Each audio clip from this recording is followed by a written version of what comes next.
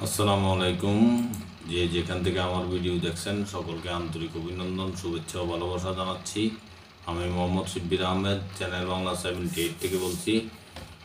বাংলানিউজ.com একটি নিউজ যেখানে বলা হয়েছে 4 দিনের সফরে ঢাকায় আসছেন জাতিসংঘ মহাসচিব। খবরে বলা হয় 4 দিনের সফরে ঢাকায় আসছেন জাতিসংঘ মহাসচিব অ্যান্টনি গুতেরেস। তিনি আগামী 13 থেকে 16 মার্চ বাংলাদেশে অবস্থান করবেন। বুধবার 26 ফেব্রুয়ারি পররাষ্ট্র মন্ত্রণালয়ের এক বিজ্ঞপ্তিতে এই তথ্য জানানো হয়েছে। বিজ্ঞপ্তিতে জানানো হয় অ্যান্টনি গুতেরেস আনুষ্ঠানিকভাবে বাংলাদেশ সফরের বিষয়টি নিশ্চিত করছে জাতিসংঘ মহাসচিবের দপ্তর।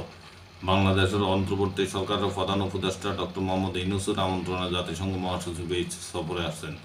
বিজ্ঞপ্তিতে আরও বলা হয়, প্রধান উপদেষ্টা রোহিঙ্গা ও অগ্রাধিকার ইস্যু বিষয়ক বিশেষ দূত ডক্টর খলিলুর রহমান গত 7 ফেব্রুয়ারি নিউ ইয়র্ক জাতিসংঘ মহাসচিবের সঙ্গে সাক্ষাৎ করে ডক্টর ইউনূসের পাঠানো আমন্ত্রণপত্র হস্তান্তর করেন।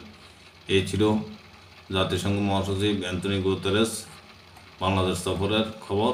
ভালো থাকবেন। আসসালামু আলাইকুম।